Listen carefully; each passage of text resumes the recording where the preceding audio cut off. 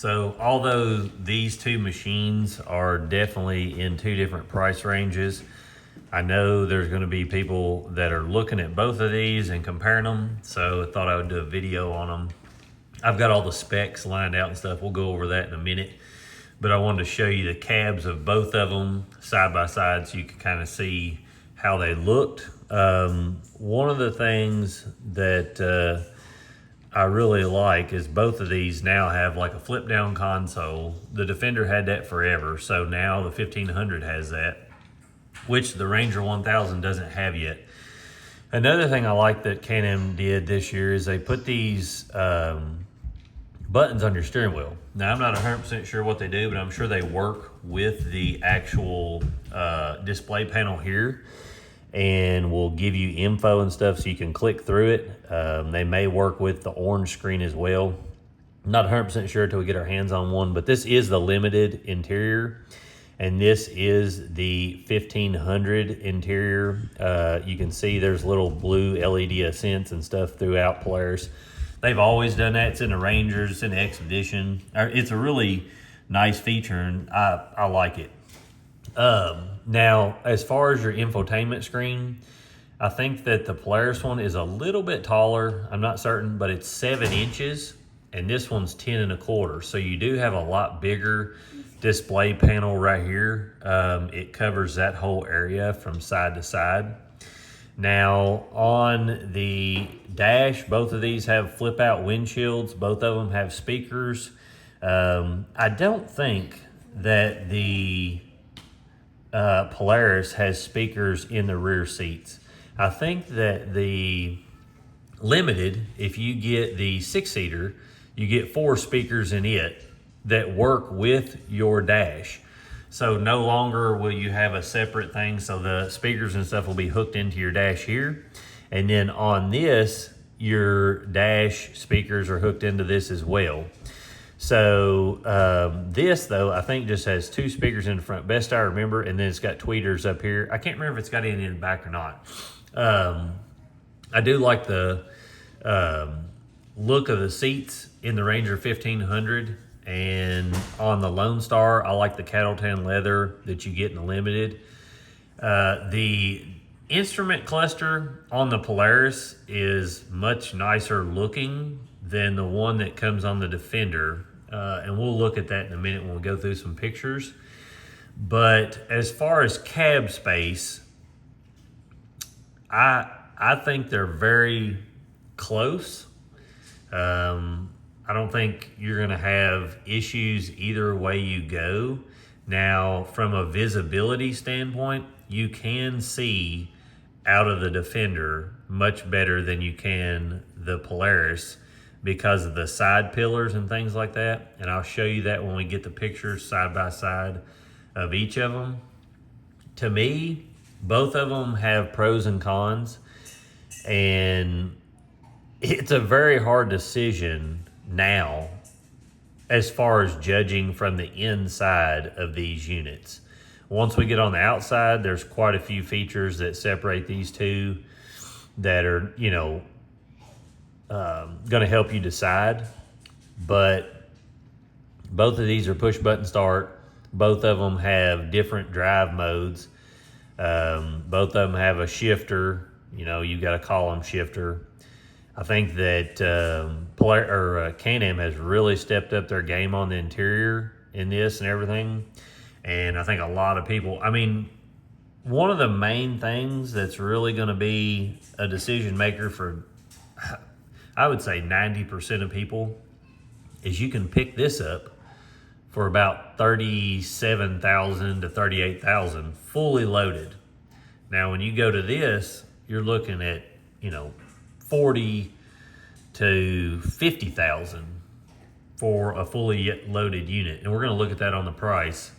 But this does have some advantages straight out of the factory I'm going to go over, but I just want to show you guys the inside so you can see it.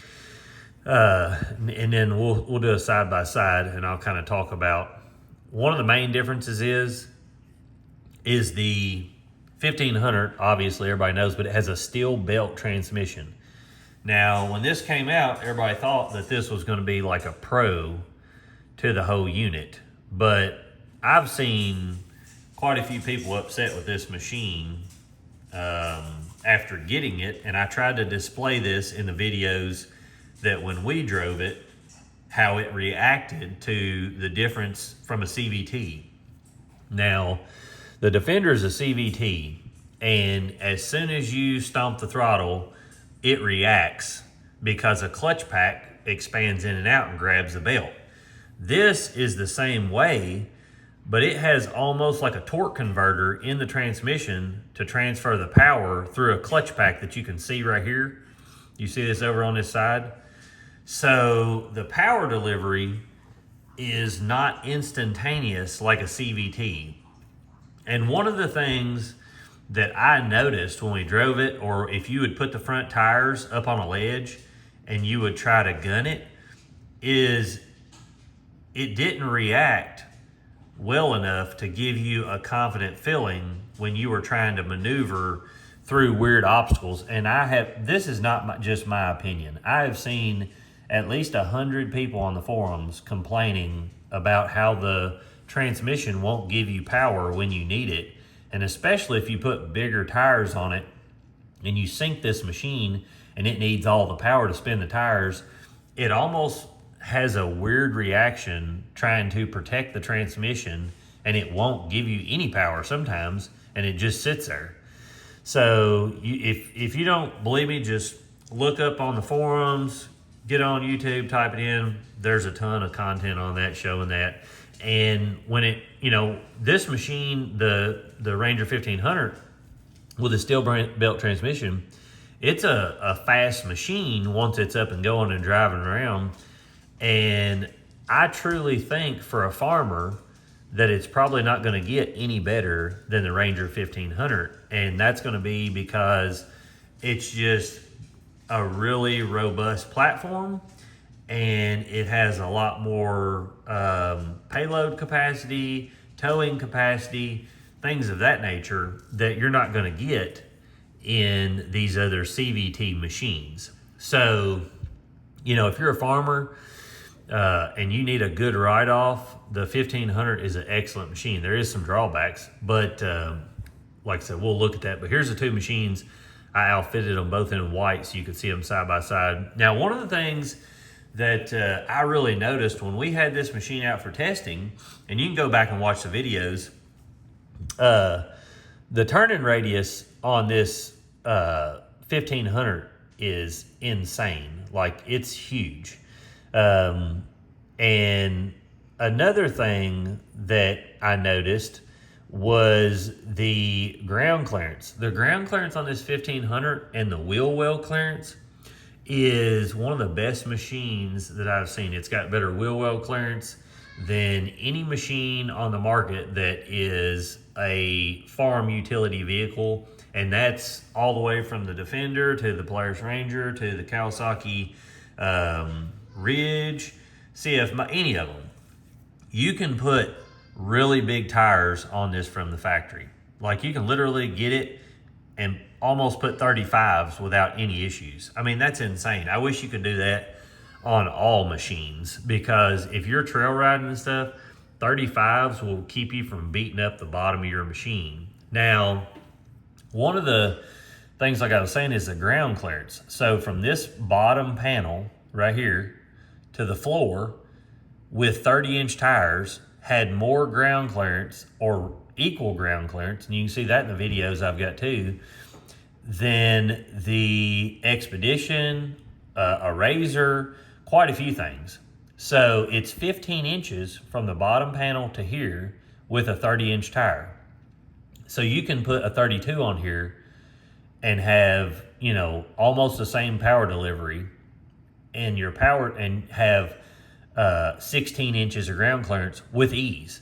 Now, that's huge on trails. I don't know how Polaris did that, but somehow they set these A-arms and stuff up in the bottom of this panel, but it is phenomenal ground clearance. And the ground clearance on this Defender is 14 inches. Now, if you get the XMR, you get 15 inches, but that's because it's got bigger tires. It's not because the body or anything's different, or the A-arms or anything like that. So I don't know why they don't make an XMR Limited. That would be absolutely sweet. I mean, I don't know why they're missing out money on that for sure. But if you could get 15 inches on this, it would be crazy. But like I said, you'd have to go up in tire size. You would have to put a 2-inch taller tire on this to get the same ground clearance that you get with a smaller tire on this Ranger 1500. I really like the Defender cab better than any of the other cabs. When you're sitting in it, you can see out extremely well. Now, both of these have LEDs, and you can decide which one of them executed it the best. There's you a side view of that. And let's see, let's click through here. Both of them have 15-inch tires or 15-inch rims. This is a 5-lug hub, so this is probably a more robust bearing and hub assembly, but I guess we'll have to wait and see when we get this. I know they redone a ton of stuff on this Defender 1500 or Defender 1000 this year, but as far as bed size and stuff, the bed size is bigger on the 1500, and like I said, your payload capacity is bigger. So we'll go ahead and go to the specs, and then we'll come back and look at a few of these things as we look at the specs. So if we look at the specs here, you've got the Defender is on this side, and the Polaris is on the right side. So the Defender has 95 horsepower and 70 foot-pounds of torque. The Ranger is a lot bigger motor. It's a 1498 cc triple cylinder. Both of these are triple cylinder motors, and it has 110 horsepower and 105 foot-pounds of torque. Now, you would think that the Ranger 1500 would absolutely obliterate the Defender Limited racing, but I don't think that'll be the case. One reason is because this Ranger just doesn't give you full power off the line. And when we had it out here and we raced it, you could brake boost it and help some, but my Expedition would pull on it pretty hard with 32s on it racing. But the wheelbase on the Ranger is 127 inches, as you can see here, and the wheelbase on the Defender is 117.5.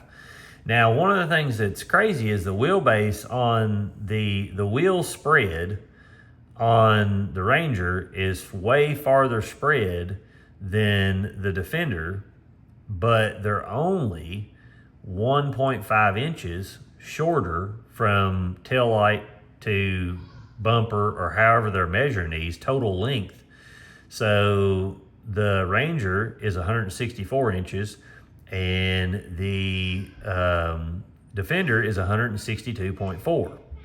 Both of them are 65 inches wide, as you can see here. Now the height, they're saying the height on the Defender is taller at 81.4, and the Ranger is supposed to be 78 inches. Now when we had it out, the Ranger, it was way taller than my Expedition. And I know we're not comparing the Expedition, but I'm just giving you, info so you can kind of make judgments.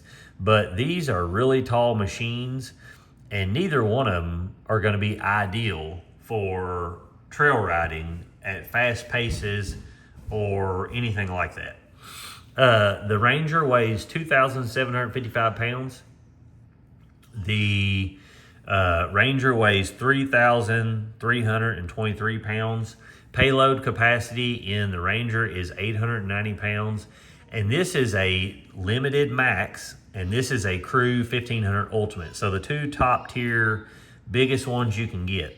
So payload is 890 pounds in the Defender, and payload capacity is almost 1,700 pounds in the Ranger. So you're getting a lot more capacity. Your cargo box, 700, cargo box, 1,500 pounds.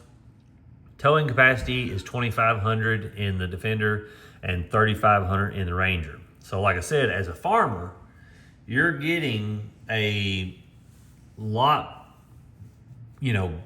better machine for the use, but you're paying way more for it.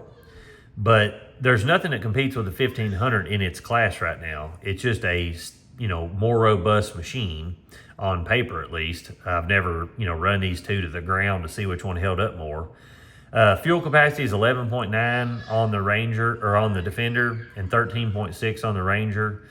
Like I said, both of them have 30-inch tires. The turning radius on the Defender is 18.5 feet, and the turning radius on the Ranger is 19.4 feet. So like I said, your turning radius is huge on the 1500. And like I said, we had it in the woods, that would show. Both of them have a 1-year warranty. Now I think Polaris, if you are a farmer, EMS, or anything like that, you can get 2 years. And both of them, you can buy as much warranty as you want, just buying it from the dealer, which I wouldn't recommend buying either one. But the Ranger 1500 is $49,499 spec'd to the Ranger 1500 Ultimate in 25 edition. The Can-Am Defender is $37,800.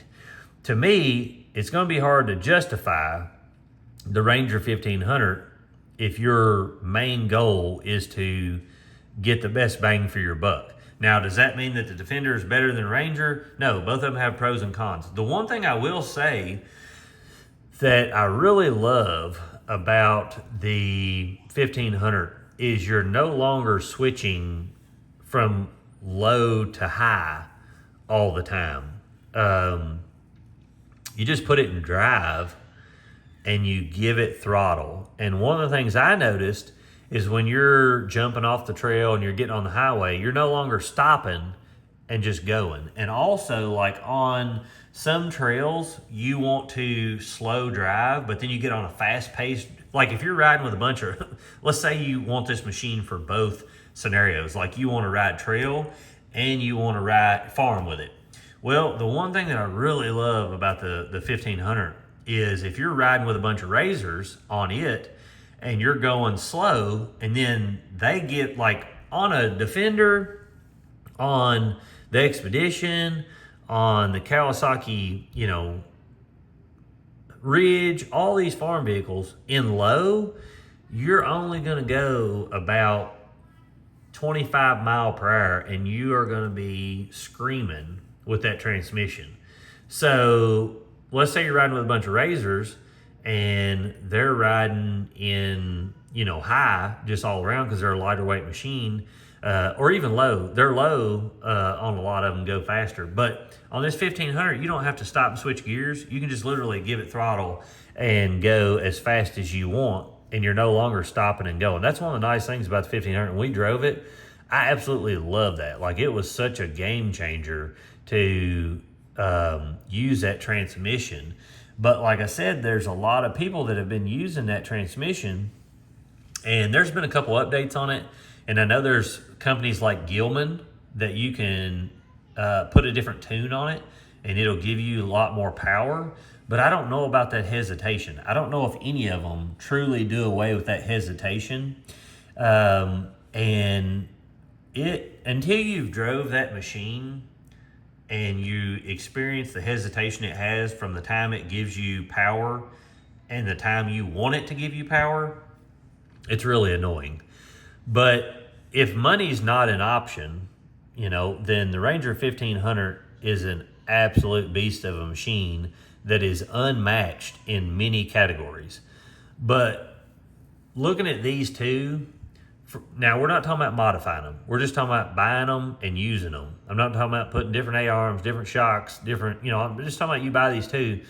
It's going to be extremely hard for someone to justify jumping to a 1500 when they can get this machine with full in-dash, LED headlights. Both of them have 12 inches of ground clearance, or 12 inches of wheel travel at the front and rear. But I will say, I don't know what they done on that 1500, but the way that thing flexes, and I'm guessing because the wheelbase is longer, it goes over terrain and the front can get over before the back. But this Defender will kick up in the air a lot harder than the 1500 will. And that 1500, it goes over terrain extremely well. The shock package and stuff that's on it is really big, and it's a very smooth riding machine. Like, really close. I mean, out of all the machines we've tested that are farm vehicles, comparing it to like the Expedition, it's really close to the Expedition until you like hit a very jarring bump, but it's just a smooth vehicle. So, like I said, there's a lot of things that both of them have telescopic steering wheels. Both of them have cup holders that flip down the seats. Both of the seats move backwards and forwards. Like I said, there's so many things that both of them have in common. But for the ultimate farm vehicle, I think that the 1500 would be a better farm vehicle, just because of all the extra payload and things like that you can have in it. But for the money, I think the Defender is a way better buy. Like, I mean, it's going to be hard for so many people to make this decision, but hopefully the specs and stuff I posted up, I'll post them up one more time. You can screenshot this if you want to see it. But there's the full specs between the two that you can see. There's a big weight difference. There's a big payload difference, big towing difference. Fuel capacity's got a pretty big difference. And the price has got a big difference. But it's wild to me that this triple cylinder here is almost double the size, and it still only makes 110 horse and 105 foot-pounds of torque, and it's not any faster than what it is with that automatic transmission. Like I said, I think the clutch pack really hinders the transmission when it's trying to give it power, but I think it's to protect it. You guys can let me know your thoughts.